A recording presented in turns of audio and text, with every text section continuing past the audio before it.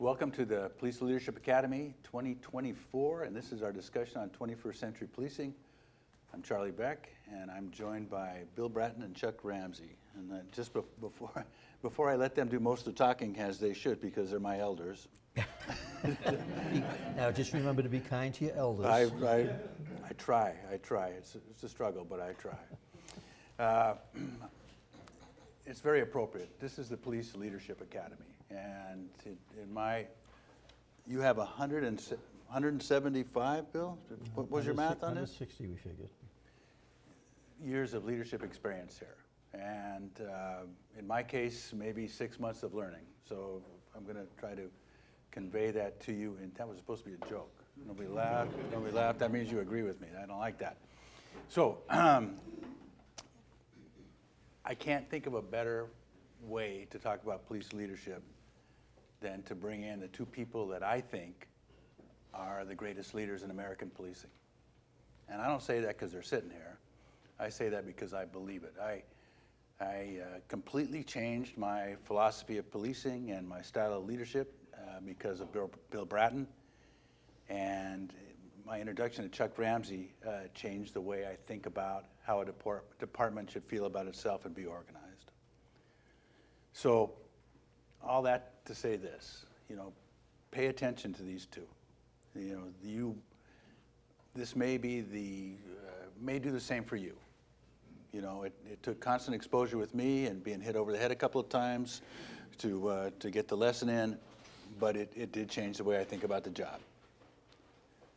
So with that, maybe just briefly introduce yourself in case somebody grew up on Mars and doesn't know you, and then maybe we'll talk a little bit about what you see as the greatest challenges that these young men and women face doing what I think is the hardest job in your department. And the reason it's the hardest is because it's the most important. You literally have the most important jobs in your organization. So Bill, you are the senior member of this group. The oldest. the oldest. The oldest. Yeah, obviously people know that Bill ran the police department in Boston, the Transit in New York, the New York Police Department twice, and the LA Police Department once. And he has a history and a curriculum that is unmatched in the profession. So, Bill, anything you want to say about yourself that I missed? Obviously. Quick summary, again, 54 years in or associated with the profession. Still associated with it, as evidenced by sitting here with you. Began in 1970, one day after my 23rd birthday, joining the Boston Police Department after 3 years in the U.S. Army as a military policeman, sentry dog, handler. Had a great career and a very significant career from my own perspective, but I think for the profession also in terms of a career that had impact. Boston Police, Los Angeles Police Department, New York City Police Department, New York City Transit Police Department, MBTA Police Department, Transit Police in Boston. Are now no longer in existence, MDC Police Department, which was Massachusetts State Police. So 6 separate organizations I've been privileged to lead. Ironically, the hardest one to basically lead was the MBTA Police in Boston, the 68-person police department, policing 79 cities and communities served by that transit system. You might say 68-person department, what was so hard about that? I was it. In the NYPD, 55,000 people. I had 150 lawyers. I had 1,500 people, captains and above. I had a phenomenal number of resources to go to. But in that smaller department, it was me. And that was the most difficult challenge. But that career basically provided me the opportunity to be able to speak to large and small. And it's been a great career. And one of the reasons it's been a great career is the opportunity, as you're finding in this experience, the opportunity to meet great people. I'm sitting beside two of them, Charlie Beck, who I had the great privilege to work with at the LAPD when I came in as Chief of Police, Charlie was, I think, then, what, a captain at that time? I was. Way back when. Chuck Ramsey, and I go back to the early 1990s. He had left the Chicago PD to go elsewhere, and we met as I was coming up in the 1990s. One final comment, if I may, the idea of policing in the 21st century. Somewhat of a misnomer, that title, because to police effectively in the 21st century, you have to really understand the 20th century. John Timoney, who's familiar to some of you in this room, you've worked in departments where he was Commissioner of Chief, Philadelphia, Miami, had a comment, those who don't know their history are doomed to repeat it. Those who know police know we don't know our history. So the idea of focusing on just the 21st century without understanding the great impact that the 20th century had, particularly the last couple of decades of the 20th century, you're effectively missing a strong foundation to build on. Chuck and I are very fortunate that a lot of our time was spent in that 20th century, and it's the foundation that we built a lot of the 21st century upon. So Chuck Ramsey was the chief in Washington, D.C. He was a commissioner in Philadelphia. He was raised in Chicago Police Department. I think that all of us, our first police department raises us. He was on the 21st century policing panel for President Obama, and he has been the head of Major City Chiefs. He has forgotten more about policing than I know, and I think that he is somebody that you will benefit from hearing from. So, Well, first of all, it's really good to meet all of you. I don't have a lot more to add. I am a native Chicagoan. Began my career as a police cadet in the Chicago Police Department in 1968. I left after 30 years to take over Washington, D.C. in 1998, where I served nearly 9 years as police chief in Washington. Retired very briefly, less than a year, when a newly elected mayor in Philadelphia actually had just won the primary, which in Philly, heavily Democratic city, you win the primary, you won the election. So he had already begun trying to put his cabinet together, and he asked if, actually it was John Timoney that recommended me for Philadelphia, because I had never met the mayor before, and I wound up coming to Philly, and I served there for 8 years. And as Charlie mentioned, I co-chaired President Obama's task force on 21st century policing, and really looking forward to our discussion here. So, and Chuck, the class knows Mayor Nutter because he is one of our presenters and one of our capstone coaches. Who was great to work for, by the way. I guess you probably got that just from listening to him, and about imagine what you see is what you get. He was really a good, great boss.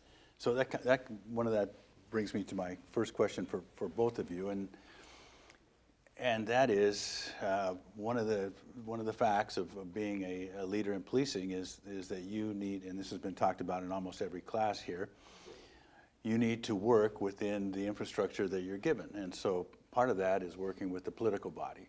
And I have two chiefs here that are extremely experienced and have a lot of experience, either both good and bad, working with elected officials, and maybe a little bit of advice for people in this room that are just beginning their experience in that regard.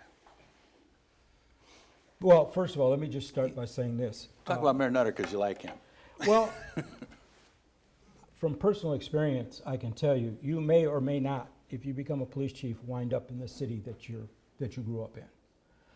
Now, my dream job was the Chicago Police Department superintendent. Okay, I didn't make it. But then Washington came available. I wanted to be a chief, so I went to Washington, D.C. You know, one of the worst days in my career, I thought at the time, was not getting the Chicago job. I was one of 2 finalists, and a very good friend, Terry Hillard, was selected. It turns out, in retrospect, he was probably the best choice, although I didn't think it at the time, believe me. But it also turned out to be the best, because had I not had I gotten that job, I never would have had a chance to serve in Washington, which I absolutely loved Washington, D.C., and then later Philadelphia. And I probably would have been in Chicago, probably be in Chicago now, right? Not a superintendent. Superintendents in Chicago don't last that long, but Hey, I got 6 months. in Chicago. So you never know where you're gonna wind up.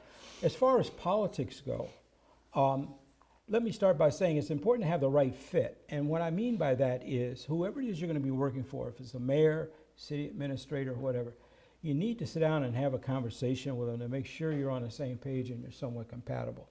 The job is hard. It's nearly impossible if you've got that kind of conflict that's going on.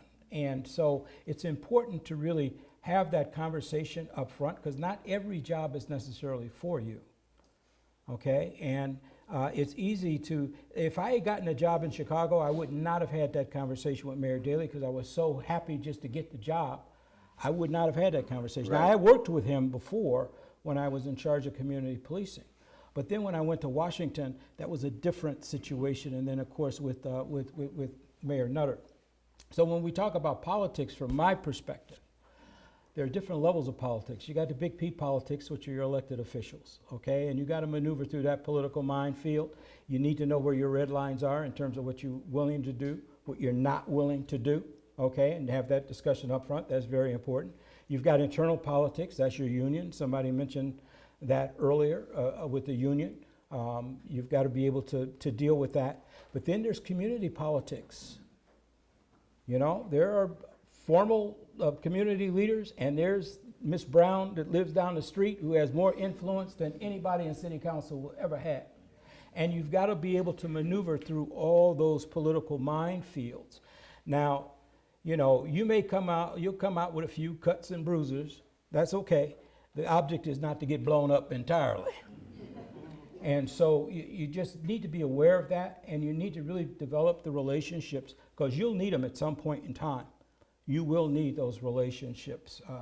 And so, you know, it can be challenging, but I wouldn't change it for anything in the world. So, Bill, you've worked with some of the toughest mayors in America, and in some of the most difficult situations. So what would you add to what Chuck said?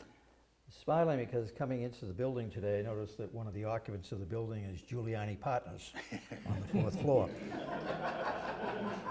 I was actually hoping I might bump into him. Haven't seen him in a while. I'm the living example of the train wreck of a relationship between, as a police chief, my case commissioner, the person that you work for or work with, that the need to be able to be effective, that you're going to have to collaborate with that person to share their vision. And with Giuliani, that it was the best of times and it was the worst of times. Best of times in that collectively together, working with an extraordinary team of individuals that my first term with Giuliani, I got the opportunity to pick my own team with only one exception. And we did great things with his political leadership and his push and drive, and with the people I had around me in the NYPD, an extraordinary Super Bowl team. We did great things in the city of New York.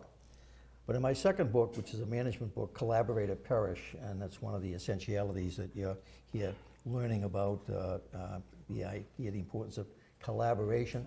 Chuck referenced it, collaborating not just with the mayor, but with all elements, the community, other political leadership, the media, your troops, that I list 8 items that are essential for a successful collaboration. And number 7 is stay in the headlights.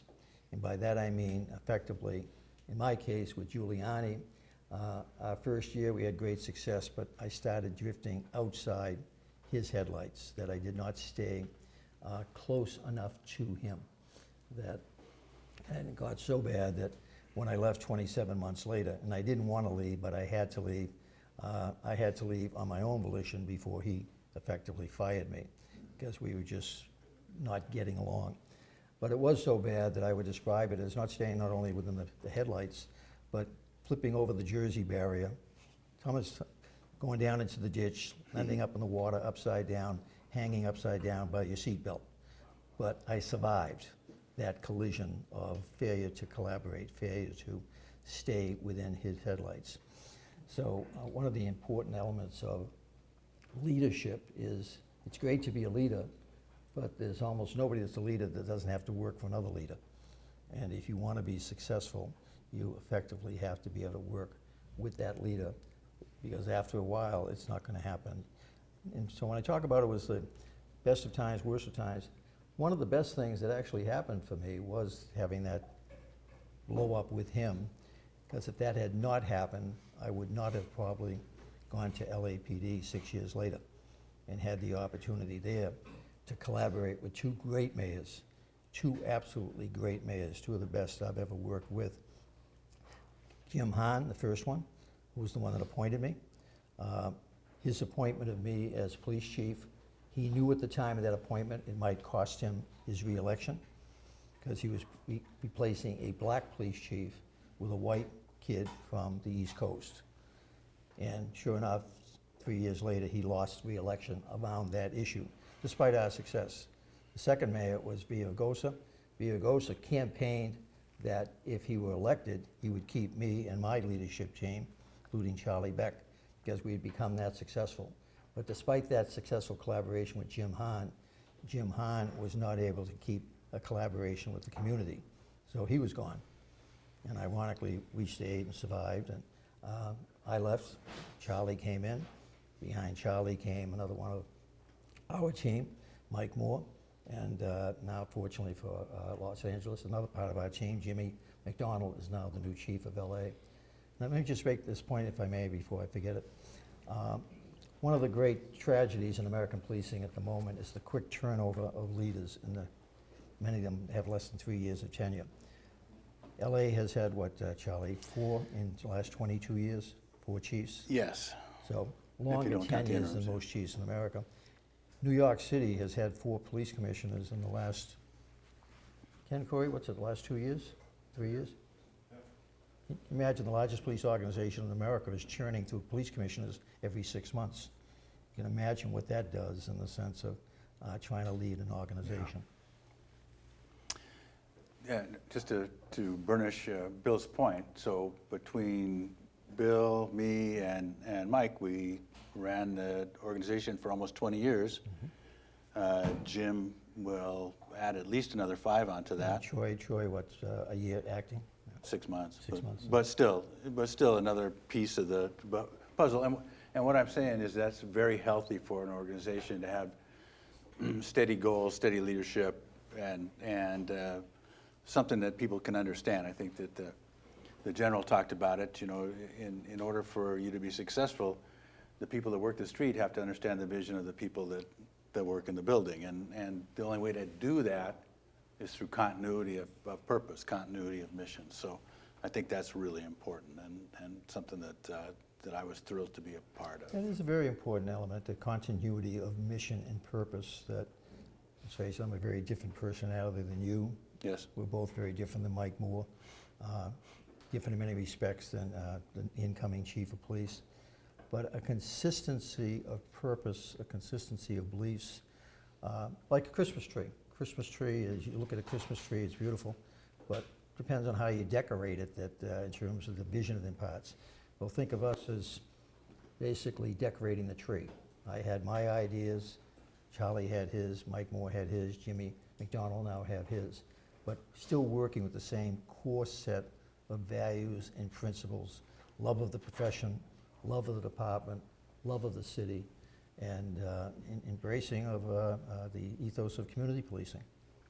Yeah, and I think that all of us believe that the 2 functions that we want to achieve is trust and effectiveness, and then everything else will fall into place if you can get those 2 things. And I learned that from you and from watching Chuck, and I hope that is the way that the organization continues, and I think it will. It should. It should. So that's very important. So what do you both think are the major challenges? I mean, we have some on the horizon right now. We have a change of leadership in Washington. We have a change of momentum in the way people, I believe anyway, and if you could correct me on this if you don't think so, a change in momentum on the way people think about our profession. I think that is shifting. So what do you think the challenges and the opportunities for these men and women are? Chuck? Well, I mean, there are numerous challenges, and there always will be challenges.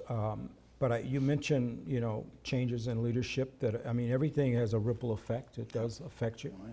Oh, yeah. Earlier, when I was sitting through the previous class that you had, there was a lot of emphasis on trust.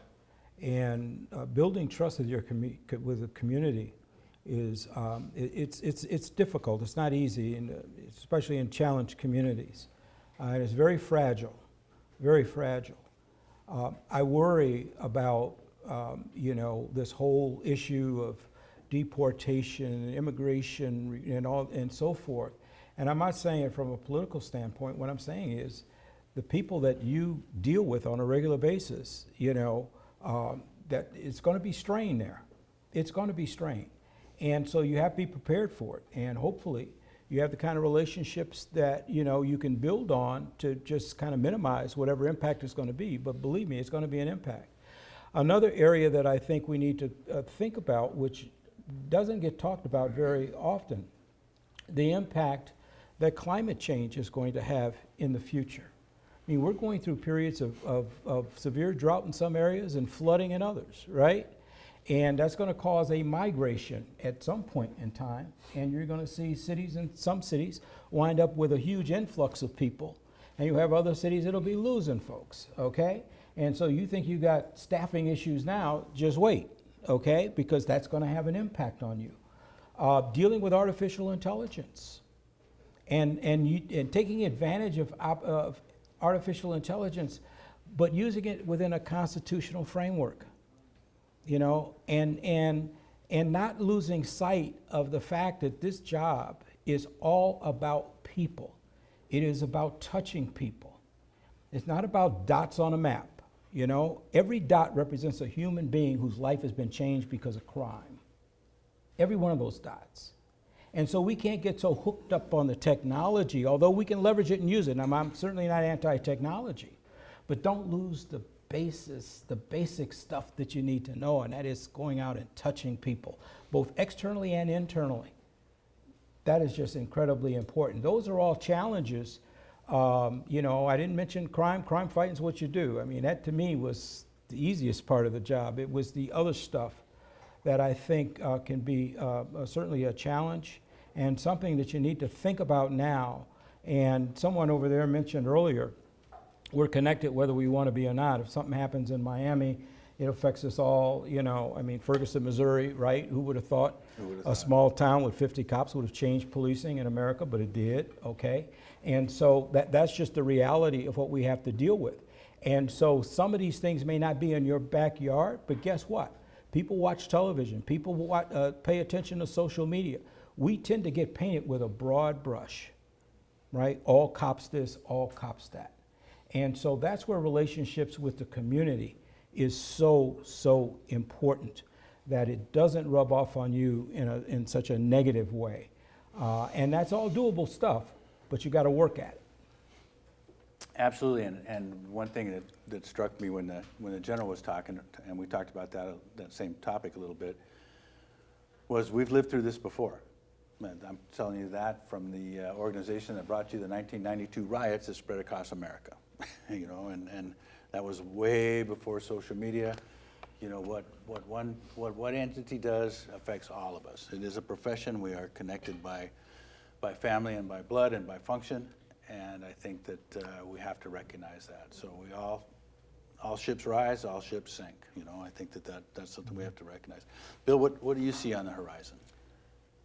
On the horizon, the good news is, for the profession, is the extraordinary damage that was done to the profession over the last, I'll say, 10 years, going back to Ferguson. I think so. In New York City, we had the Ghana incident, and then certainly the murder of George Floyd, that the trust that American policing had been building up and gaining starting in the 1990s when American policing began to embrace the concept of community policing, that with that new philosophy, with resources from the 1994 crime bill, 100,000 more cops, money for technology, money for research, that we turned a corner. After 20 some odd years, starting when I came into the business in 1970, we had had almost 25 years of straight crime increase every year throughout America, almost without exception in American cities and communities. But starting in the late 1980s, early 1990s, that began to change. We began to reduce crime. We began to focus on disorder for the first time. And we had a lot of cops. We had over 800,000 cops for a period of time in the 1990s. And we had the technology, we had political support and leadership. 1993, as police commissioner, newly appointed police commissioner in Boston, I was privileged to appear in the Rose Garden with Bill Clinton, the president, as he announced the introduction of the crime bill that was passed in 1994. 1994, I appeared in the Rose Garden as the police commissioner in New York City to represent American police as that bill was signed into law. So what Chuck and I and Charlie at a different level experienced starting in the 1990s was the regaining of trust because we were delivering. We were reducing crime, we were preventing it, we were building community relationships, and the profession changed. It changed profoundly. But then it changed profoundly once again in the 21st century, starting with Ferguson, 55-person police department in the middle of nowhere, basically, and then compounded by social media that didn't exist in the 90s, that was amplifying and magnifying each one of these incidents over and over and over again. And we lost so much of that trust. I basically wrote about this in my most recent book, but a lot of different op-eds and speeches, that it's like American policing lost 20 years with those events, that we were back into the late 1980s where we were more feared than respected, that we were not trusted. But the good news is, and I'm an optimist, that in terms of, and this is one of the things I think for you, to be effective leaders, you have to be optimistic. You don't want to be a pessimist in this business. There's enough negativism in this profession without being a leader who's pessimistic. You need to be optimistic that you can be a change agent. You must be a change agent. So what we are seeing at the moment is that pendulum that Chuck and I in particular, and Charlie later on has seen, swinging back and forth. It really swung extraordinarily far to the left, coming back to center. And we're seeing that with the appointment of election of mayors and district attorneys who are looking to work with us once again, with a public that is understanding that defund the police didn't work. They want the police, but what do they want from us? And this is echoing some of Charlie's remarks. They want police who are constitutional, that they don't break the law to enforce it. They want police who are compassionate, and by that echoing Chuck's comment, every one of those dots on the map is a victim. Every one of those dots on the map is a criminal who perpetuated the crime. But whether victim or criminal, we still need to treat them with a degree of compassion for the victim, but also within the limits of the law in terms of how we deal with the criminals. Can't break the law to enforce it. And lastly, we have to do it consistently. We cannot be policing rich neighborhoods differently than we do poor neighborhoods. And the challenge going forward that Chuck referenced here with all this emphasis on deportations, et cetera, a time of phenomenal challenge in the next couple of years for local police forces. Because in the sense of as we're trying to bring the community closer to us to trust us, we have a huge portion of that community that is going to be scared to death of us. And not just those who are here illegally, but their families and others from, in this case, the Hispanic race, much the same as the black race for so much part of our history. We're very fearful of the police. So you have phenomenal challenges in this next decade. And at the same time, out of challenge and crises comes opportunity. I'm somebody as a leader who I've always sought departments in crises.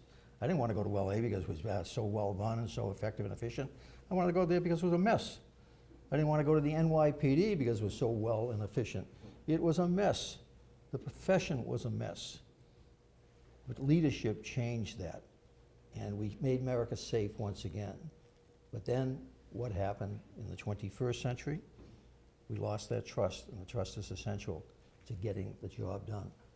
So I was very pleased with that earlier presentation, the focus on the idea of trust. Without it, you just cannot succeed in the profession. I've been at it for a long time, and it is still the most essential element. Trust of your cops, that you got their back. Trust of the community, that you've got their back. Trust of your political leadership, that you've got their back. Difficult to do. Most of you are probably too young to remember the old Ed Sullivan Show of the 1950s and 60s. He Yeah, I always don't ended remember his that. show, his variety show. Yeah, it's with before my time. Before my time, yeah. You don't remember Pepito? It always ended with a juggler, that guy that basically had all those plates bouncing around on the little bamboo reeds, and the idea was not to have any of those plates crash to the ground. That's the challenge for you, to make sure that the trust, that if you lose your community, as I did with Giuliani, I lost my political support in the 1990s, you lose any of them, basically it's all going to come crashing down. So effectively, as police leaders, what you are jugglers. You're constantly juggling. And that's the fun and the excitement of it, seeing if you can keep all those plates spinning all the time without any of them falling down. Yeah, can I add something real quickly to what Bill was saying Please. about trust? The reality, there are some communities that we serve that never did trust the police. They just haven't trusted police. I grew up in one of those communities on the south side of Chicago, Inglewood, which was challenged when I was growing up and challenged today. Challenged today. Right? And so it was spotty. I mean, there are some people that did, but there are others that didn't. And I think back to that previous presentation, because it's not a one-size-fits-all. Not everybody who lived in that community distrusted the police. But there was one thing that was said that I thought was very important, and that is, when they were talking about benevolence, you know, does that person feel like you have their best interest at heart? Think about that in some of these communities. Do they honestly think that you have their best interest at heart? In many cases, the answer is no. I mean, there's a lot of work that has to be done before we get to that point where people across the board feel like you have their best interests at heart. The biggest thing that happened to us in recent times, especially around George Floyd and so forth, when you look at the polls, you always had a group of people that trusted police no matter what. Okay? They had very little contact with police, basically middle class and up, and you know, they're doing okay. They didn't really need the police, okay? But because of social media, because of 24-hour news, because of videotape and all that sort of thing, those numbers started to decline. And we started losing the trust of some people that we've historically already had, always had. And so these are things to really pay attention to. You know, when we look at these crime maps, and you have the heat maps, kind of like Doppler radar, right? Red focus here, and you know, not so red there, and all that kind of stuff. We need to be using the same approach and the same kind of heat map for community opinion toward police. And if you monitor social media and so forth, you could actually do that. Yes, you where can. you have little pockets where all of a sudden, because of what's being said, there's a problem. Well, that's the time you insert folks in there and you calm it down. Don't let it get to the point where now you've got hundreds and hundreds of people marching and stuff. I mean, you know, we can't wait for the crisis before we do something about it. And I think, and always understand it, trust is just fragile. It takes forever to build, and one incident to lose it. One last thing, because I know you want to move on. What if you have a George Floyd incident, you have all these things, and people in your community are up in arms? But one thing they say is, boy, that's terrible what happened there, but our cops would never do anything like that. Think about it. Chuck, let me play off that. One of the reasons I love doing these types of events is that I'm a great believer in the Glengarry and Ross movie, the Always Be Selling. Well, in this profession, always be learning.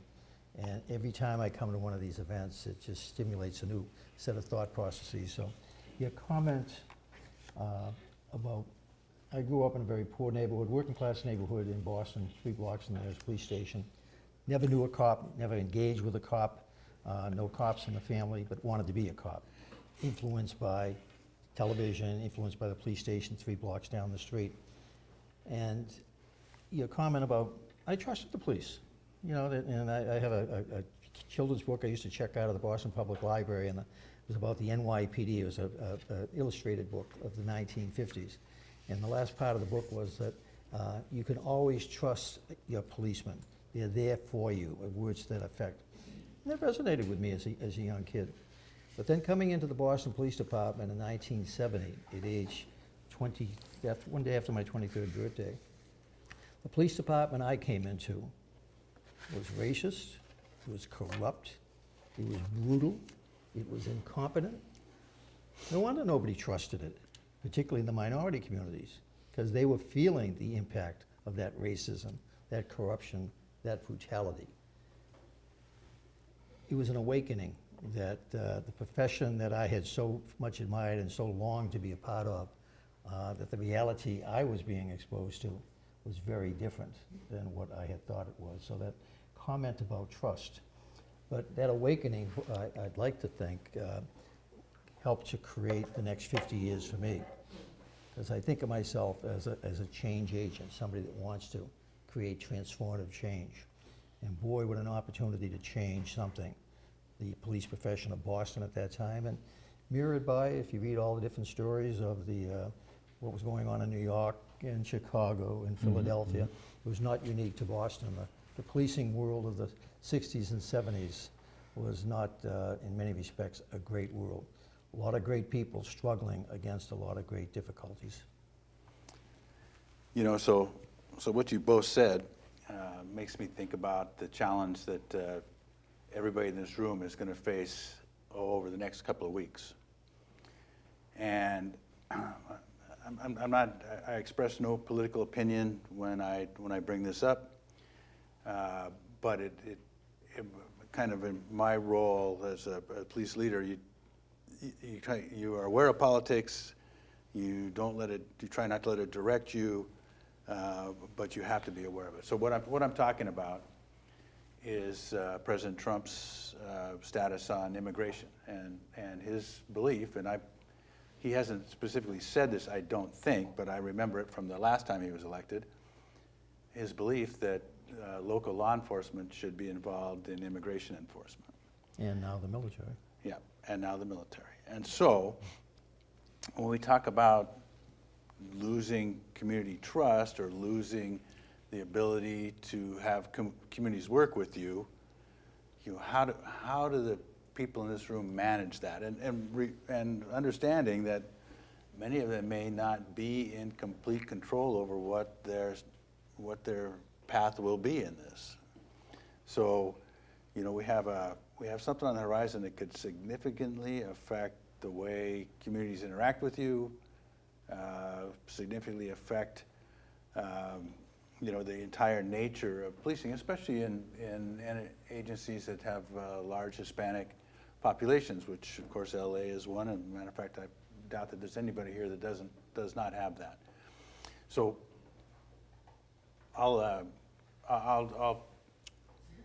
save my comment for after. But Well, go but I ahead. mean, it doesn't matter if your department is engaged in that or not. They will see images on TV of Oh, yeah. agencies that are. Oh, yeah. And so again, police, right? And it's police, and you got to get painted with that broad brush. So it's something to be aware of, and it's definitely something you have to deal with.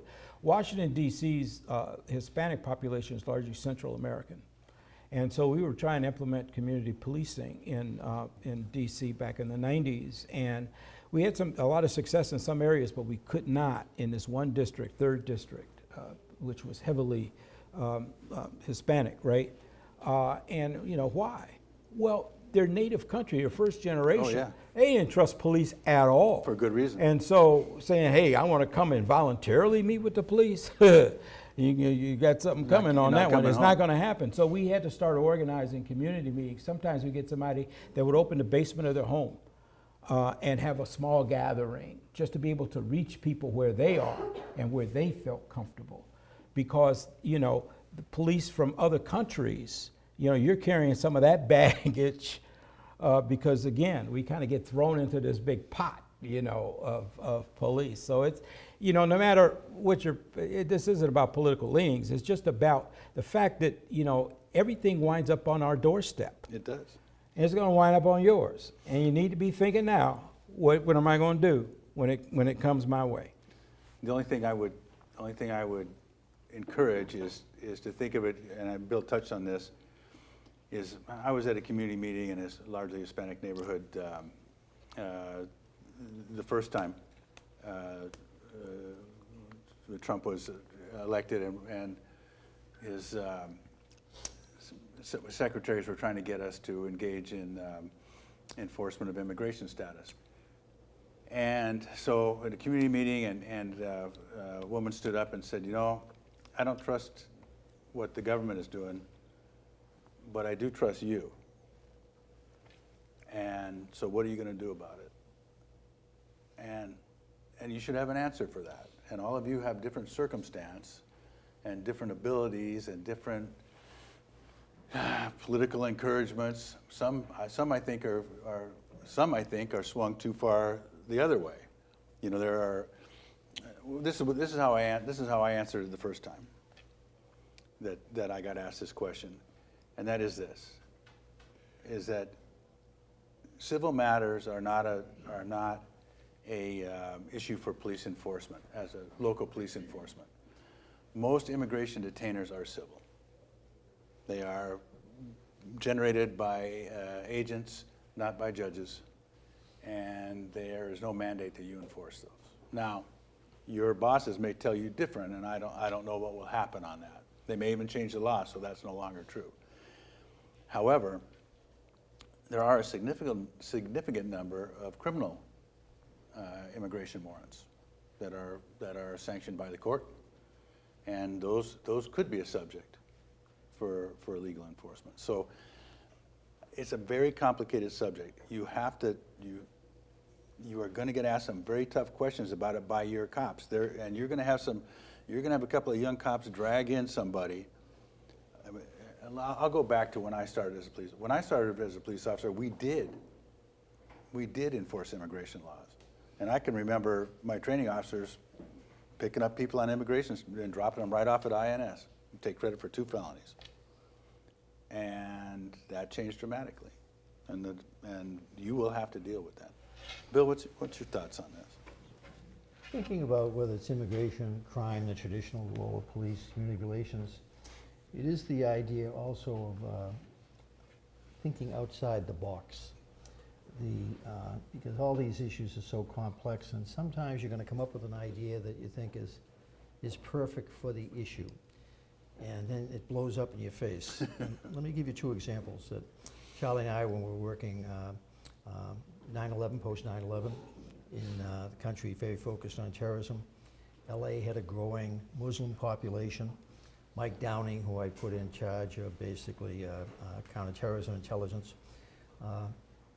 came up with the idea we were starting to get all these threats directed against mosques, schools, Muslim schools. Same issue that we'd always dealt with Jewish synagogues, et cetera, that we're now seeing a phenomenal growth in every jurisdiction in the country on the anti-Israeli, anti-Jewish issue. And Mike's idea was, well, we need to know where these locations are, so when we get a call, our officers responding are aware that it's a mosque, or it's a school, a Muslim school, so that there's more to the call than might be evident just by the 911 call that comes in. And we took that to the Muslim community, and they went out of their minds. You want to map us? They saw it from another perspective. The idea that we were trying to map where they were, not to protect them, but effectively to aid the government in going after them. And that one, it took us a long time. It took a long time to build up trust in that community once again. So that the idea is that these issues of a great complexity, you really have to, and this is again learning from your history. Going forward, I always remember that mistake, that faux pas, if you will, going forward. Remember, when I come out with my second book, Collaborator Perish, great title I thought, and I had the cover of the book was a replica of kind of the New York transit system map with all the complexities of all those lines coming together and collaborating. And I'm giving a speech in Norway, of all places. I'm over there for the, going down to Oslo for the Nobel Peace Prize event, and I was asked to give a set of remarks, and it was about collaborative parish. Not aware of the history of Norway. Collaboration is around very different in Norway. collaboration, Quisling. And so in terms of, they said, no, you don't want, there's a whole museum there focused on the idea of how bad collaboration was with the Germans. So as you're going forward with these next 4, 8, 10 years, this decade that's facing you in the profession is going to be every bit as complex as what we faced in the 70s coming out of the civil rights movement in Boston, desegregation of public housing, schools, what a nightmare that was. Turning the corner into crime of the 1990s, turning the corner at 21st century of terrorism. This is going to be the decade or the era of immigration issues, and the complexities of it are going to be, as Chuck has talked about, it always ends up on our doorstep, on your doorstep, trying to deal with it. And it's an incredibly complex set of issues to deal with. That you have on the one hand, as New York and many other cities are experiencing, the Venezuelan crime wave. I spent several years consulting in Caracas, Venezuela, so I'm very intimate with that country and its crime problems, and they've managed to export an awful lot of it here in the last couple of years. So you've got on the one hand the fear of the immigrant population that is here committing crime. On the other hand, you've got the fear of the population that's already here about concern about police, local, federal, state, and now the military coming into their lives. It's going to be an incredibly challenging time for you, both leaders of police departments, middle managers of police departments, how to juggle all those plates in the air at the same time. And this goes back to one of the earliest points I made in my conversation. Know and learn from your history. There's the mistakes that were made. I made a hell of a lot of mistakes in my career over time. I'd like to think I learned from them. And going forward, that helped to create the successes that we eventually had. But as that pendulum has been swinging back with more trust of police, this immigration issue has the ability, much the same as race did, much the same as crime did, much the same as terrorism did, to effectively make your job that much more difficult, as you have a huge part of the population that is going to be not trusting you or wary of you. And how you insinuate yourself into that world is going to be very, very interesting and very, very difficult. You know, most of you, it's my understanding anyway, I think we have one person here that's the police chief, right? Yes. The rest of you, I mean, you're not running your organization. So, you know, you're kind of like trapped in the middle of this whole thing. You're not setting the policy, not whatever. But when you have your command staff meetings, if it's all possible, these are the kind of discussions you need to be having with your bosses to kind of get a sense and a feel for which way they're going to, you know, because you're kind of like between a rock and a hard place. Okay, that's just reality. Okay, so I appreciate where you are now. And Hopefully you have chiefs of police like that are willing to sit Charlie, down and have Chuck. discussions. I like to think yeah. myself that basically a key element of leadership is inclusion. I'm a great believer in what's been historically an exclusionary profession. Few as people in the know as possible. You've all worked with detectives who don't want to share anything. Well, that's the profession. I'm a great believer in the big tent. Get everybody inside the tent. And I used to drive my staff crazy because I had so many damn people at staff meetings. But the idea was, rather than the fourth person hearing it down the line, you know that, you've all seen that little joke with 5 or 6 people. They whisper in each other's ear, and by the time it gets back to the original person, the story has totally changed. I'd rather have everybody in the same room at the same time. And so I hope that you have leadership that is focused on inclusion rather than exclusion. Inclusion to take advantage of what you're going through these weeks with this leadership program. That you're coming back with different ideas that you want to basically share. I would, for all of you that are going to deal with this, I would recommend a couple of things. One is stay connected to each other. Some of you are going to be the tip of the spear on this. Some of you live in cities that are going to try to encourage your enforcement of immigration laws. Some are going to live in cities that are going to try to ban your ability to enforce immigration laws. Neither of which I think are, me personally, would think are the right solution. I think it's, as always, somewhere middle ground. But you need to watch, like a hawk what's going on around you so that it doesn't collapse on you. You know, there's a great opportunity to learn from the people that have to deal with this first. And there's going to be a couple of states that are going to try to force enforcement. There's going to be a couple of states that are going to ban enforcement, and see what happens. You know, you get a free picture into the future. Hopefully, none of you are on the bleeding edge of this, but a couple of you will be. There's no doubt about it. So, for those of you that are on the bleeding edge of it, think about what you're going to do about it today. And as Bill and Chuck said, try to get a sense of where your bosses are going. And believe me, they're not going to know right now. They're not going to know right now. They're struggling with this just like you are, because there's no easy solution. But this is a cliff.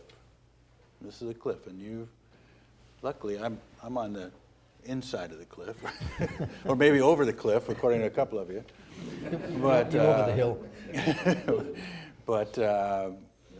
But you are definitely going to be affected by this, and I want you to all succeed through it. And there is an opportunity here. You can be that person that the lady in the audience says, "I trust you," because you talk to them straight, which is really important. Really important. I have a few questions from the audience. The first one, I picked it first because I think whoever wrote this thought I wouldn't read it at all. I'm going to watch for reaction here. This is to Commissioner Bratton. What in the world possessed, spelled incorrectly, you to recommend Chief Beck to replace you in the LAPD? And this is a question that I've always wondered. I ask myself that all the time. I know. Okay. Okay. We'll just skip that because I don't want to hear either answer. I don't want to hear, "Oh, Charlie, you were the right guy," and I certainly don't want to hear that you were the wrong guy. Let me answer that one, if I may, very quickly. I'm the new chief of police in LA, and trying to learn my new leadership team. There were 104 of them, captains and above in that department, versus the 1,000 in the NYPD. So at least you had a chance. And adjacent to police headquarters, Parker Center at that time, was Skid Row and the Central Division, which policed Skid Row as well as most of downtown Los Angeles, all the high-rises that you see.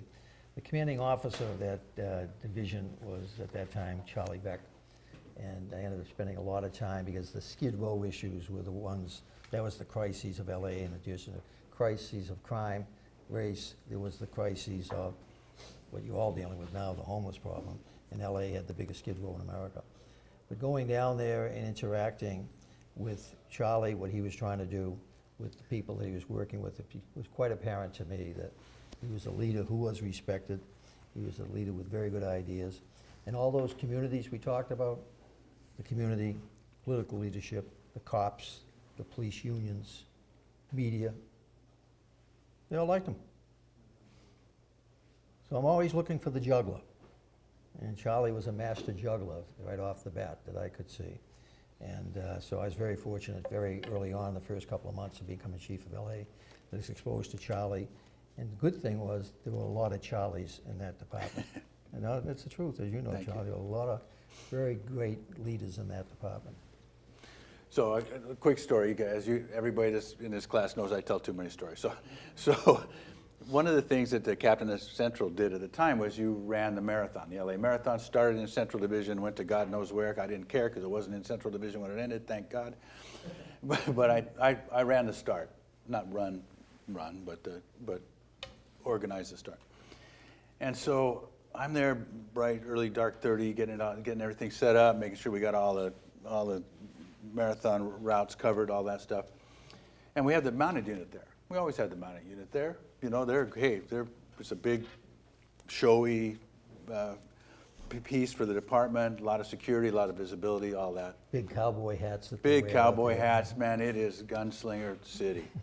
So I'm there, I'm just walking out of the CP and I get this call from his chief of security. He says, the commissioner, the chief wants to meet with you.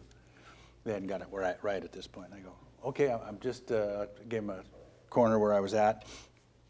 And I see Bill with the entourage. He had brought an entourage from New York, which is was very effective in learning the lay of the land there. Following him, with Ricky also, his Always wife. Ricky, always Always Ricky. And Bill, there was steam coming out of his ears. It looked like a freight train coming at me. And he was pissed off. And he comes and says, those horses are crapping on the running path. Who is in charge of those horses? And I said, that's me, Chief. And luckily my junior captain heard this, and I see him running dead sprint to get the horses. I said, we'll take care of it, Chief. And he says, okay. And then he storms off, and his Ricky comes up to me and says, don't worry, he'll forget completely about that. And he did. He did forget about it. There's a trait of leadership for you. Hey, he made his correction, inadvised as it was. I'm known for my temper, but it's like a spring storm. Boom, it's there, and it's gone. But It doesn't linger, there was no lingering. but you don't about want to it. get the look. And the next time I saw him, we were having lunch together at Langer's or whatever. Then he never brought it up again. I'm the only one that remembers it because I was traumatized. So. Fred reminds me of Fred Booker, an African-American lieutenant, ran my community relations group, great friend of Charlie. Charlie actually had him for partner for a while. And Fred would spend a lot of time with me, and he was my introduction to the black community in Los Angeles. And he was just great. But he described my flashes of temper as basically getting on my Chuck E. Cheese face. 100%. Let's get off the Charles They comments. never told What me do you that think? till after I left, though, years after I left. All right, here's another one. This is a little bit related. This comes from one of the more ambitious members of the group. How would you recommend a rising leader to become relevant, to rise to the top of an organization without displaying too much ambition? So several misspellings on this one also, but I will. And this is I'm asking two people here who have risen to the top of multiple organizations and probably not over-displayed their ambition. You know, I had a boss that said something to me once that I never forgot. And I think I was maybe a commander at the time of a detective division or wherever I was, it doesn't matter. And he said, you know, focus on doing your job where you're at right now. Exactly. Don't worry about all this, you know, what are you doing now? Focus on where you are now and do the best job you can. Believe me, you'll be noticed. And he was absolutely right. You'll be noticed. That's right. By the people who count and who matter. But don't get too carried away. Well, you know, one day I want to be this, one day I want to be that. What are you now? Right? Where are you now? What are you doing now? Okay? You know, nothing used to irritate me more than people that, you know, everything is, the chief this, the chief that, you know, waiting for the chief, right? What are you doing? What are you doing to make the department better? What are you doing to make your area of responsibility better? What are you doing with the men and women that work for you, right? I mean, focus on where you're at now and do the very best job you can. And believe me, you will be noticed. You will be noticed. You know, just to piggyback, sorry, Billy, before Go ahead, please. just to piggyback on Chuck. So when Bill became the chief of the Los Angeles Police Department, one of the higher ranking than me chiefs, but subordinate to Bill, called me into their office one day and says, you know, he's not going to be here forever, referring to Bill, and said, let me show you this organization chart. And he had a different, I'm not going to tell you who it was. I know who you're talking about. Let me show you this organization chart and tell me where you think you would fit in. And I just looked at him and said, well, I'll work wherever the chief wants me to work. And I left because, you know, and this is exactly what we're talking about. You know, there's an old saying, you know, if you're gonna shoot at the king, don't miss. And this individual missed. Anyway, Bill, your turn. Let me speak to that term ambition, because I am nothing if not ambitious. Yes, you are. I am extraordinarily ambitious that in terms of each of the positions I achieved, I sought, campaign, maneuvered to get. Nothing was given to me in terms of whether it was Boston, New York, LA. LA, I was actually told not to apply for it because they did not want to hire an outsider. Once again, the first outsider had really not worked out quite well. So Boston has we have an expression, Boston, New York. Boston hates ambition, New York celebrates it. Yeah. And it's true, in the city of Boston, ambition is really looked down upon. Maybe it's its Puritan background, but New York, it's all about ambition. So it might be defined as a flaw, but it's who I am.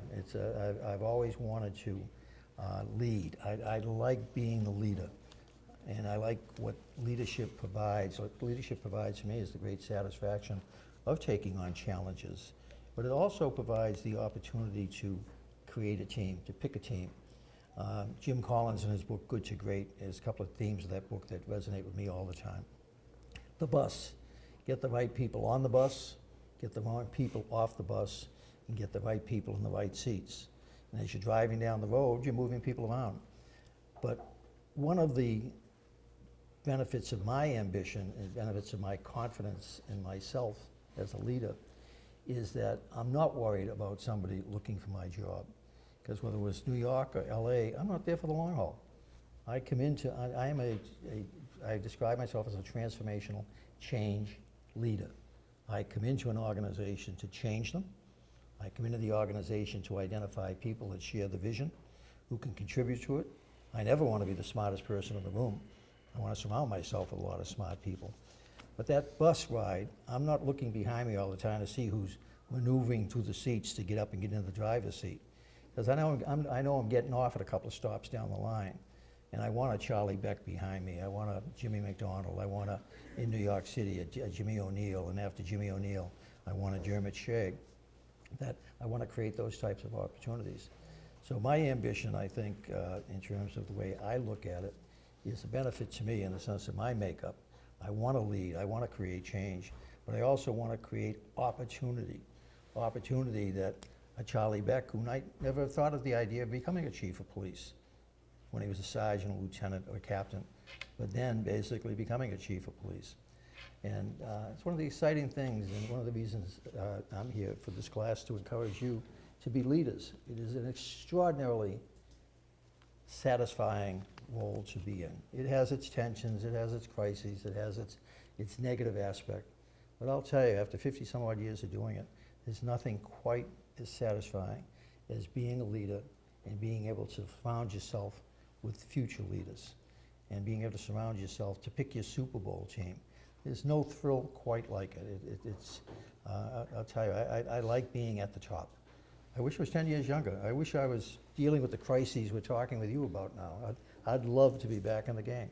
There's not a day that goes by that, and having a great life, believe me, I'm doing quite well in my private life.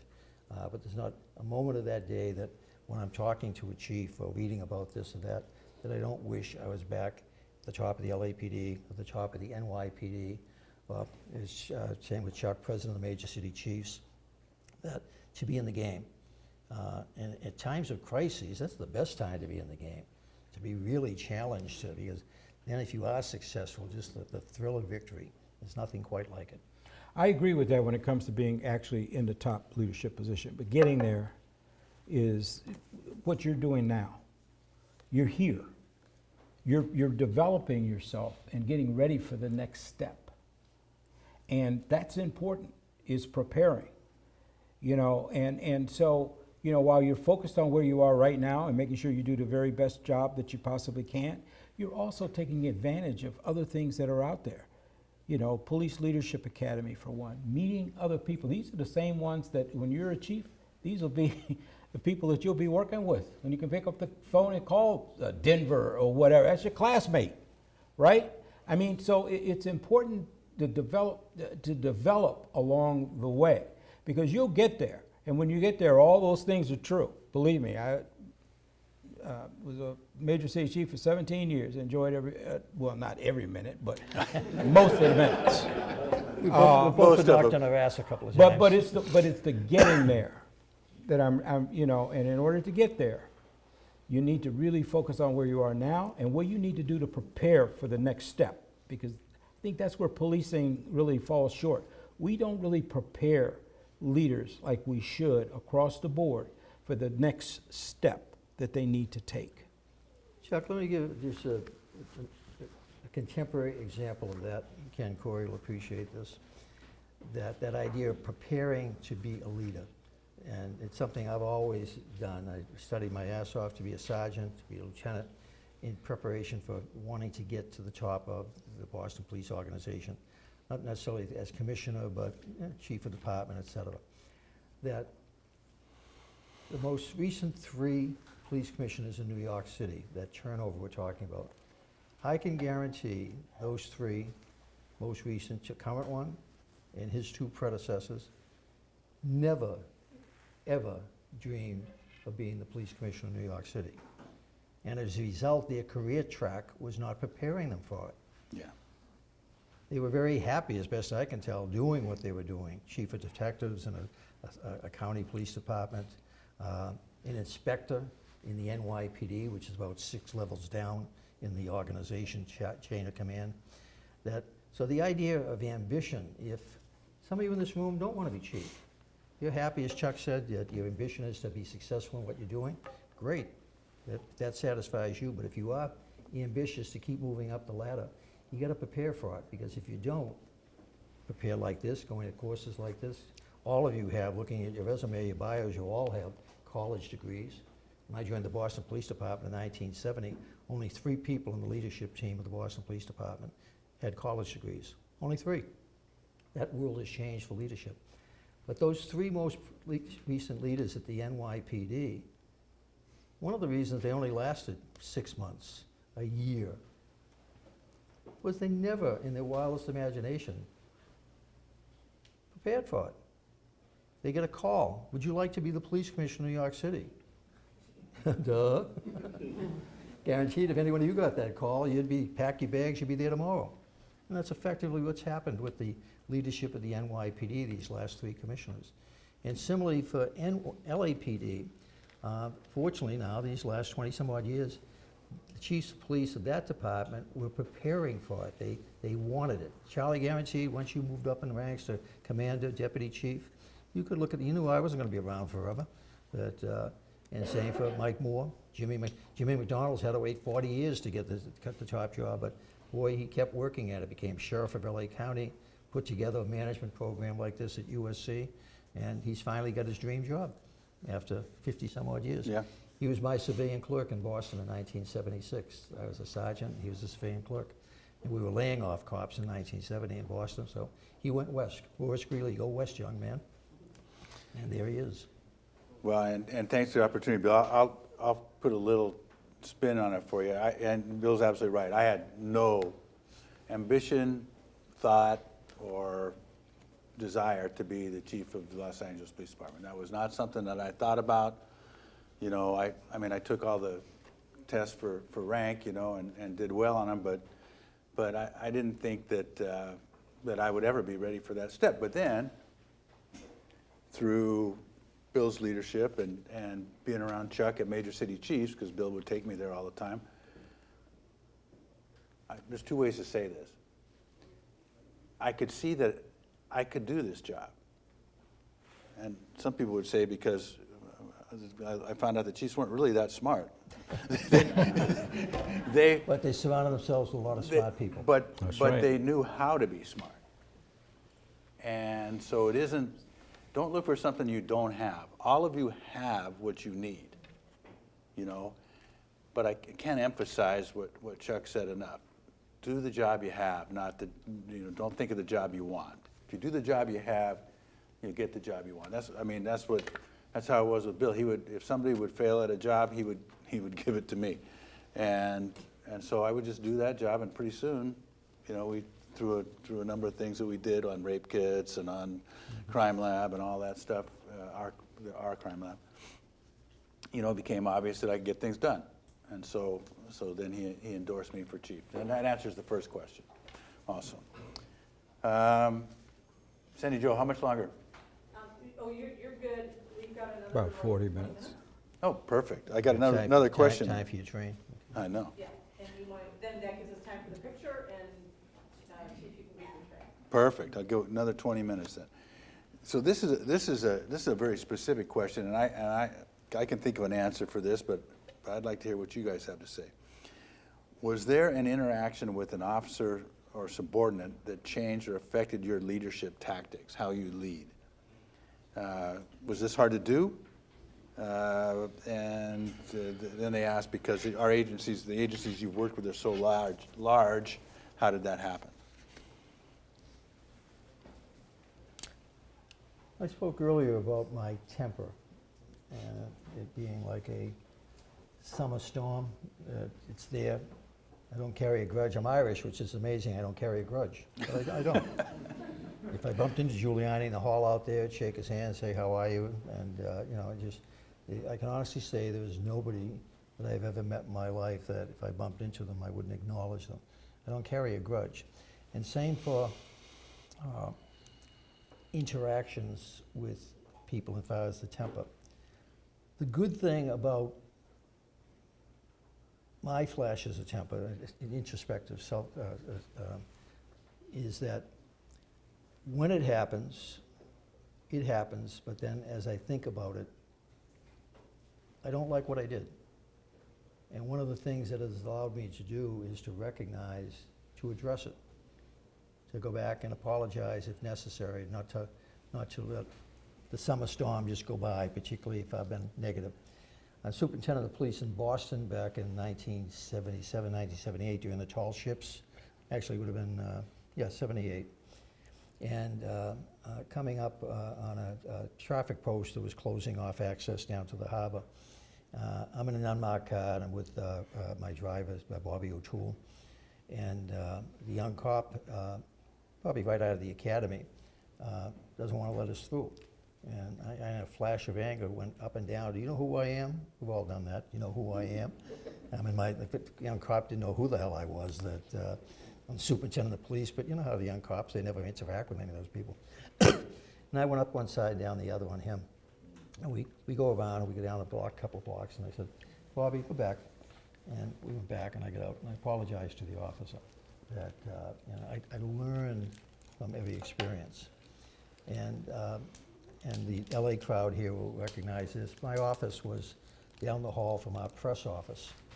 And we had a lieutenant in that press office that, I forget what happened, but I come out of my office, like a bull out the gate and down the hall. And I'm in that hall yelling at him. His staff is behind him. I'm in the hallway just down the hall from my office. And I went up one side and down the other with him. And then walked back to my office and then, recognized what I had done. I had embarrassed myself. I had embarrassed him. And went back and apologized to him. One of the things I regret is I don't think that apology was ever accepted. I think the embarrassment I caused him in front of his people. And it was a learning experience for me that sometimes an apology doesn't work. The best thing that works is not to get in the situation in the first place. So that one, I should remember his name, the lieutenant, but after that, he was always cool to me, and I could understand why, because in terms of, I was so disrespectful to him. Was it Paul Vernon? Yeah, Paul Vernon. Yeah, Paul You're Vernon. welcome. Exactly. Thank you for reminding me of the name. Yeah. So it's the old expression: always be learning. Yeah. Even learn from your negative experiences. Chuck, you have something? Well, I mean, you talk about tempers. I have a very volatile temper, but people that know me, you say, you don't have a bad temper. And I say, well, that's the whole point. I know I have it, so I control it, okay? Because I'm not the kind of guy that it goes away quickly. If I get that pissed, I'm pissed for a long time, okay? And I'll make bad decisions while I'm in that state of mind. And so pull back, take deep breaths, do whatever you got to do, You know, the problem will still be there tomorrow, okay? I mean, if something, if you're in the middle of a crisis, that's one thing, but I can't function that way. So you got to know yourself. What are your triggers? And you can feel it coming on. It's not like it happens. I can feel it when I know that I'm about to blow. And then, you know, just back up a little bit and, you know, do something different. That's just how I control myself, okay? As far as something that really kind of changed my outlook on something, it had nothing to do with some of the things that we just talked about. When in the early 90s, I was in charge of putting together community policing for the Chicago Police Department, which was a difficult job in and of itself. That's a very difficult organization to, you know, make change. Anyway, in the 90s, so we put together training, and we wanted to do something different. So we took them out of the academy. In fact, I had to bring in all new trainers because the guys at the academy, old, you know, traditional thinking, they would have killed the project right there. And so I brought people in from the field. We trained them up. You know, we did our training. Went to the South Shore Country Club, a real nice location on the lakefront and all that kind of stuff. And so we're providing a class. Well, it was just a lot of, oh, this is a philosophy, it's a this, it's a that. You know, it wasn't nuts and bolts. It was just a lot of bullshit, right? I mean, that's what we were basically, I mean, because it was too much of too conceptual, not nuts and bolts. Not concrete, yeah. And I had an officer, we had a break. And I never forget, this officer walked up to me. I mean, we had coffee and rolls. We had all that stuff for him. Man, in Chicago, you never got that kind of stuff, right? Never got coffee or roll. And so he said, Chief, he said, this is real nice, man. He said, coffee, the rolls, the view, everything. He said, but why don't you just try telling us what it is you want us to do? From that moment on, we threw out all the stuff we had been doing before, and then we started the roles and responsibilities, and we started thinking it through in a very concrete way, because he was absolutely right. The cops, just tell me what you want me to do, okay? What am I going to do different today than I did yesterday? Just tell me. I'll do it, but I need to know. And so that changed my outlook on a lot of things when it comes to, you know, change, right? And everybody talks about change. Nobody likes change. No. Okay? Nobody likes change. I mean, you driving to work, and all of a sudden you see this beautiful orange triangular sign that says detour. Well, the first thing that comes to your mind is, oh, this is great. I get to explore an entirely new neighborhood on my way to work. No, right? Something as minor as that is something that is difficult to accept. People have a right to know the why if you're going to make a change. Why? And then where do I fit in? What do you want me to do? And from that point on, everything I've done has been try to make it as concrete as possible. An officer's, what they need to know is different from a sergeant, which is different from the lieutenant, which is different from your district commander, and on and on and on. Roles and responsibilities. And it was because that one cop, he came up to me and just, you know, still chewing on a donut and said, Delicious roll. yeah, just tell me what you want me to do. Reminds me of the old adage, the two things that cops hate, the way things are and change. And change, yeah. But the idea of change, if you can explain it the right way, if you can, you know, if there's something in it for them to change. They have a right to know. They'll do it. Yeah. Sure, Never. and if they don't understand it, then they're not going to do it. And so I have one, and it was something that somebody brought up earlier today. So this occurred when I think I was the chief by then, or maybe I was the chief of Southborough. But I was in Southborough, which is South Los Angeles, big community meeting, and I had, actually it was Mata Tingrides, and she was a sergeant at the time, and she was either running the meeting or somehow had a speaking role in the meeting, and this was not one of those happy meetings. This is a meeting when something had gone wrong. I can't remember what it was, but it's not the first one like that I'd been to in South Los Angeles. I've worked there on and off my whole career. You know, you can have some pretty rambunctious, violent community meetings when things go wrong. And so there was, grievances were expressed, and Amada got up there, and she said something that changed the way I thought about how to handle these things. She says, first of all, we take responsibility, and I apologize for what's gone on in this community and its relationship with the police. She took ownership and apologized. Now, any of you that are in relationships, which you all are, in one type or another, think of the power of that in a relationship. Hey, it's my fault, I apologize. Now can we move forward?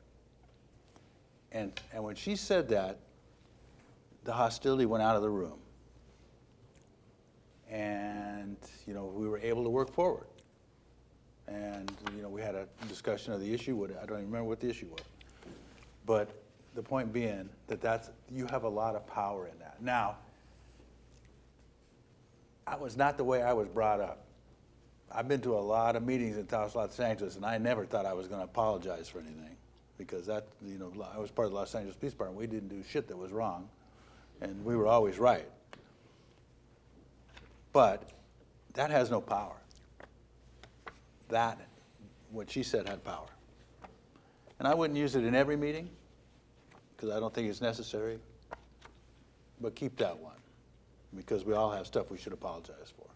And, you know, you may not have done it personally, or like with me, you know, I mean, I was there during the worst years of enforcement in South Los Angeles. I mean, we judged everything that we did by how many people we arrested. That's all we cared about. Hook 'em and book 'em. Hook 'em and book 'em, and I don't care what, crime numbers, well, that's just more opportunities for an arrest. You know, so that, now, that philosophy is not fulfilling. You will not, that is a philosophy that breeds defeat. Chief Green, the future is not in handcuffs. Future's not in handcuffs. So, and so that changed me. And I was way advanced in my career. So I think it's important. I think that one of the great things about this class is it's an opportunity to be an adult learner. And that there's nothing more powerful than learning as an adult. You know? We learn things as children or as young adults because and we learn them by rote, by repetition. When you learn something at this stage in your career, it's because you understand it. And that's a big difference, big difference. You know, Terry Hillard, former superintendent of Chicago Police Department, has a saying, if you mess up, fess up. That's a good one. I like It's really not any more complicated than that. No. But, I like that, I've never heard that one. I like yeah, this Gotta one, remember that. the way that Amada put it, though, it recognized not only that there may have been a mistake made in this instance. I don't even know if we'd made a mistake in this particular incident that was the cause. But it recognized why there was so much angst in the room. And believe me, the communities that are hardest hit by violence, they understand that things go wrong and that there may be a mistake of the day, right? But she was talking about a mistake, you know, of the decade, a mistake that continued over decades. And it was, you know, that wasn't and so when it's a mistake that continues over decades, it's not a mistake, it's your philosophy. And she admitted that our philosophy was wrong. So, which I thought made a big impact on me.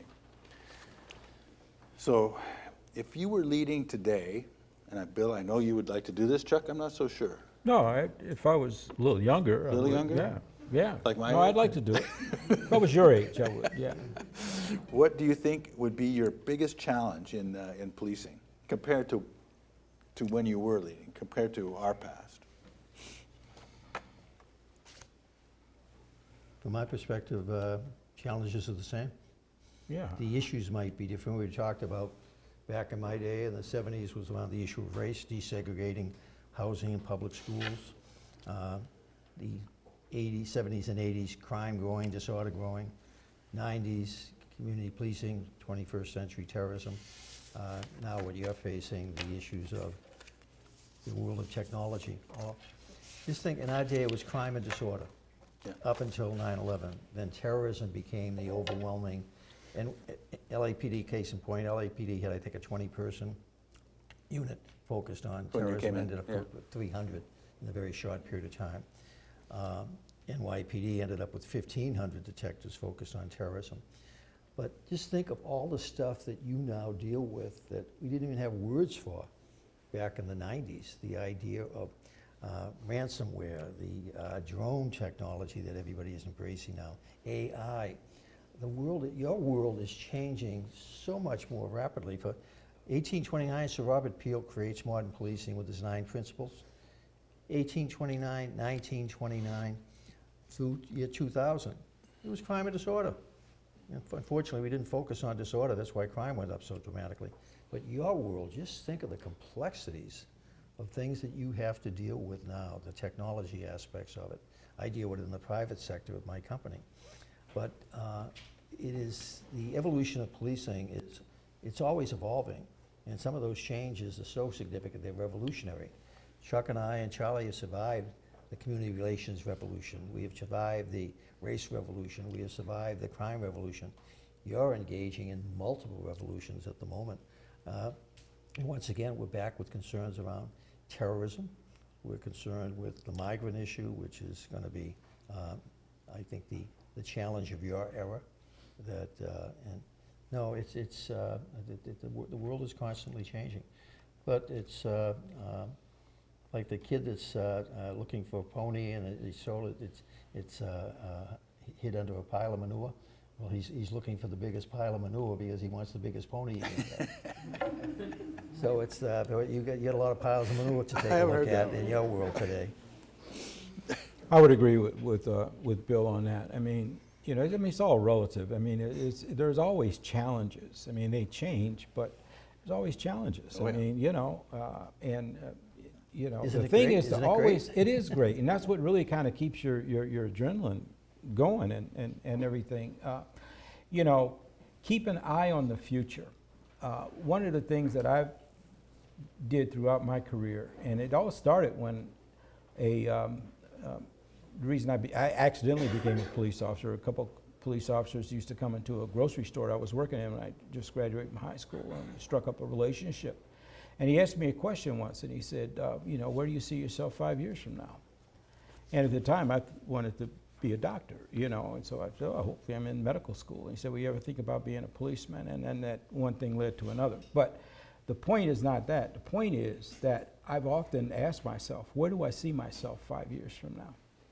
And then start working toward getting there. Okay, what do I need to do in order to get there? You need to kind of peer into the future. What are going to be some of those issues that you're going to have to deal with? Don't wait till you're in the middle of it. Think about it now. Because some of this stuff is pretty obvious. It's coming. I mean, we talked about immigration. We talk about climate change. We talk about this. This stuff is going to happen. You need to be thinking about it, and having an idea of what you might do should you be faced with this kind of challenge. Bill mentioned technology. Technology is moving faster than the law and policy can keep pace with. And just because it's bright and shiny and does all this slick stuff, is that really what you need? Is that really? And how is it going to be used? Because I guarantee you some cop will find a way to abuse it, right? So what are you going to put in place to prevent that from happening, right? So that's used within that constitutional framework. So these are all real things that you can be thinking about now, because it's going to be on your plate one day. And the old saying, you don't know what it's like to be a chief until you're sitting in that chair. Guess what? That's true. That is true. You think about it now, and you can make it a little less shocking than it would be if you don't. Final thoughts. Bill? Have fun. If it's not fun, why do you want to do it? I mean fun in the sense of enjoyment, that enjoying that you are being challenged, enjoy the crises, because crises provides opportunity. And watching that the class that just before lunch, that and the whole concept of leadership, and that's what you hear about leadership. If I could, just jotting down, I'm a great maker of lists. I'm always writing lists. And then from the lists, I condense it down to more simple thoughts. So community policing, I had a long list of what is community policing? 3 Ps, partnership, problem solving, prevention. That's the 3 elements of it. George Kelly describing what was going on wrong in the 1970s when I came into the business. We were decriminalizing. we were deinstitutionalizing, we were depolicing. What went on in the last decade here, we were defunding the police, we were decriminalizing, and we effectively created the largest homeless population in our nation's history. So history is always repeating itself. But as I think about leadership, it's difficult to reduce leadership from a long list down to just 2 or 3 simple concepts. But if I made just a closing comment, that just the quick notes I was writing at the back of the room about thinking about leadership, what is it? It's effectively optimism, you've heard us talk about that. It's about confidence, confidence in yourself and the people around you. It's about competence. It's about collaboration, the whole essence of, I don't care how smart you are, you can't do it by yourself. If you're not smart enough to recognize you need a lot of other people around you, you're never going to succeed. It's about integrity. You have to project and be in possession of integrity. That I've seen too many police leaders in my time who didn't have integrity, and it did not end well for them or their organizations. You have to have inclusiveness. The world is changing. Policing's changing. When I came into the Boston Police Department in 1970, there were no women. The first openly gay cop didn't come out, Billy O'Connor, until 1987.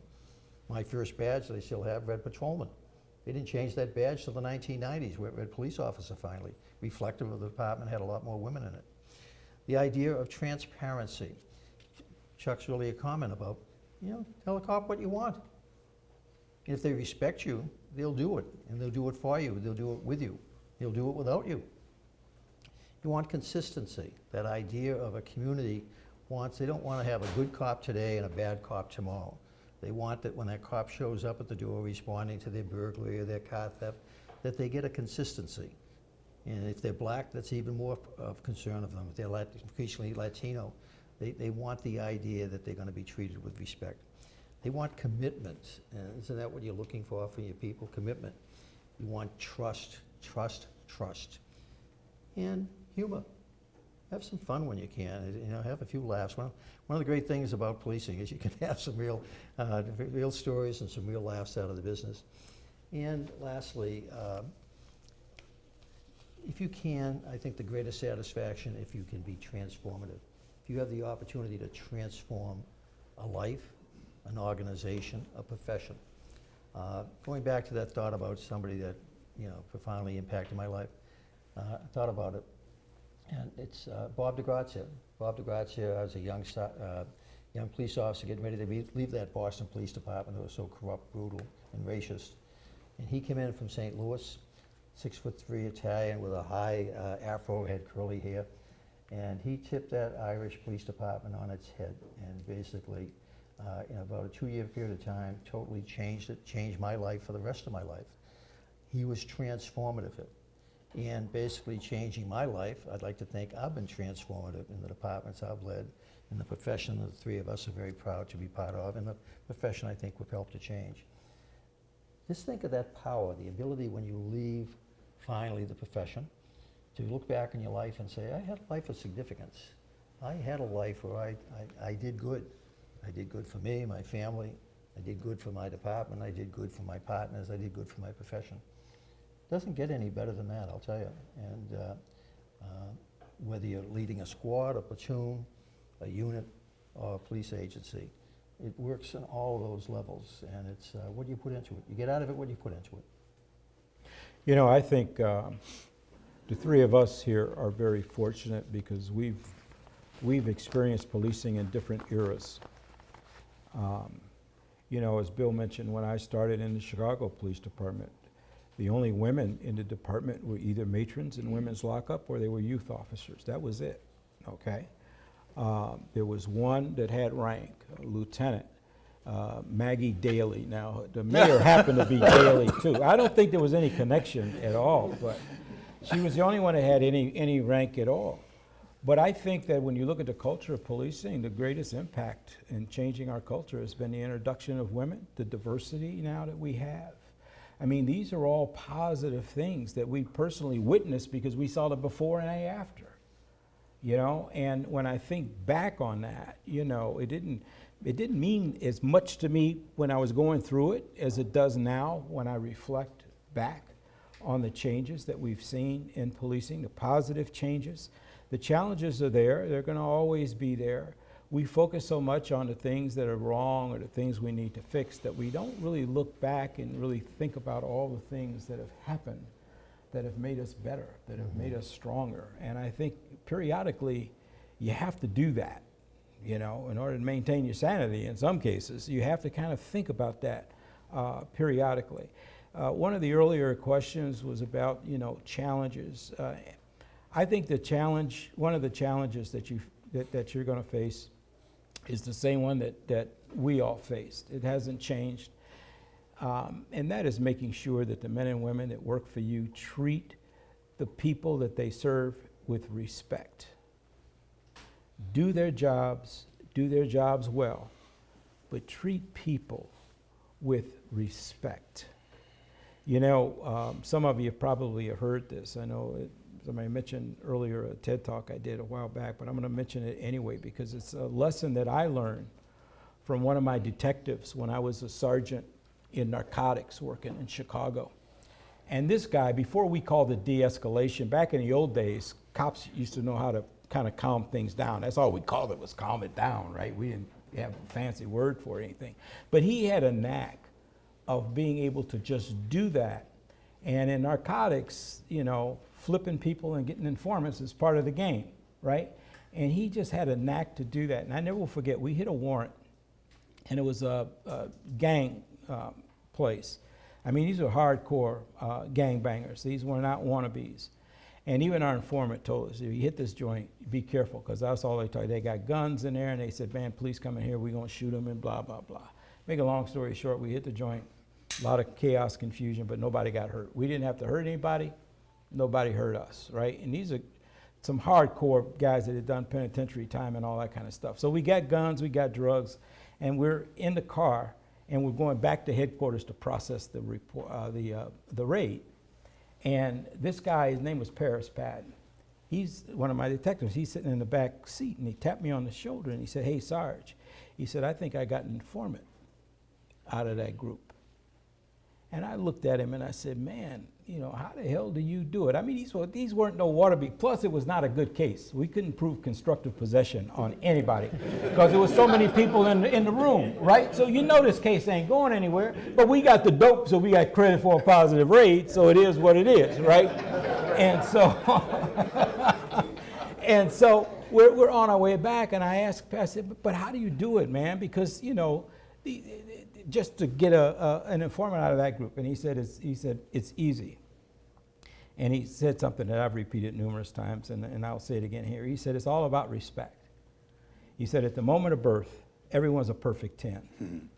But deduct 3 right away because life is temporary and you never know when it's going to end. He said if you're born into a dysfunctional family, take away another 3 because you have no role models. You got substance abuse, maybe child abuse, or whatever else going on in that household. So you don't have anybody to keep you on the straight and narrow.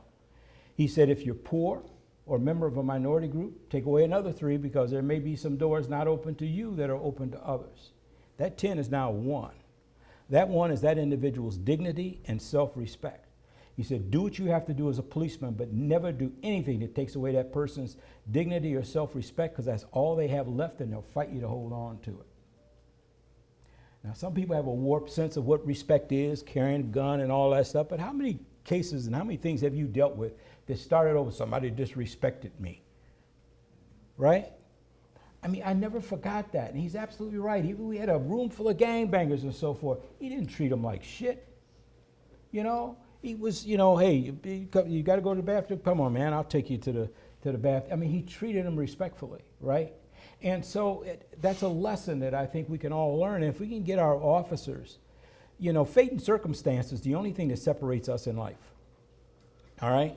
If you were born into a good family, if you had opportunities and so forth, you know, thank God, because not everybody has that. You can't afford to look down on anybody, right? Because you never know. You don't know that person's background, you don't know their history. You can lock them up, you don't have to disrespect them. Just do your job and make sure that the men and women that work for you do their job. That's the biggest challenge, I think. They're in the bigger the department, the more of a challenge it is. Make sure your people treat the folks that they serve respectfully. And if you can do that, you're going to be successful, your whole department is going to be successful, and you have an impact on the entire profession of policing because of that. I've been asked, you know, if I've had any regrets in my career, and I do. I have one, and that is that I can't do it all over again. Because let me tell you something, folks, I would. I would do it in a heartbeat. I would do it in a heartbeat. You are part of, I think, something very, very special. Be proud of what you do. Don't hang your head down because people are beating you up and this, that, and the other. Hold your head high. You hang your head, what do you think the men and women that work for you are going to do? They're going to hang theirs too. Be proud of that badge. Be proud of the tradition. We started something in my old department where a new recruit gets a badge. You know what we gave them along with that badge? A history of who wore that badge before them. That's just yours for a period of time, and you're going to hand it off to somebody else. Make sure it's not tarnished. Make sure that you've done what you need to do to give them that badge, that they can carry on that sense of pride and honor that comes with this profession of policing. I've stood alongside some men and women that I wouldn't change for anything in the world in 3 great police departments. And again, you know, you're the future. My time is come and gone. You are the future. Do something with it. Don't wait for somebody else to do it. You do it. Do it yourself. God bless you and good luck to you. I will add something on what Chuck said, and that is this, is that the men and women that work for you will treat people in the street like you treat them. You treat the men and women that work for you with respect. That doesn't mean you give them everything you want. You may have to discipline them, and you may have to fire them, but treat them with respect. And if they see you do that, then they will follow suit.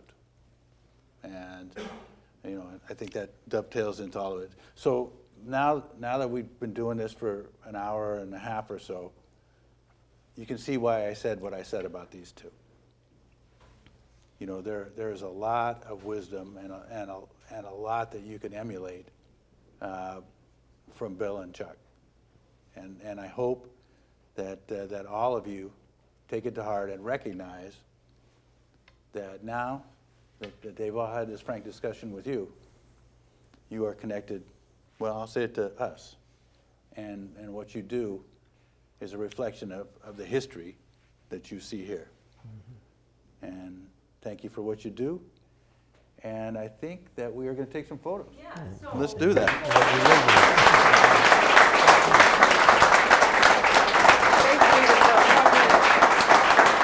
We're gonna let you sit. Let's move this. Yeah. So, yeah, we'll move this. Okay, so now I'm doing the coordination thing, but am I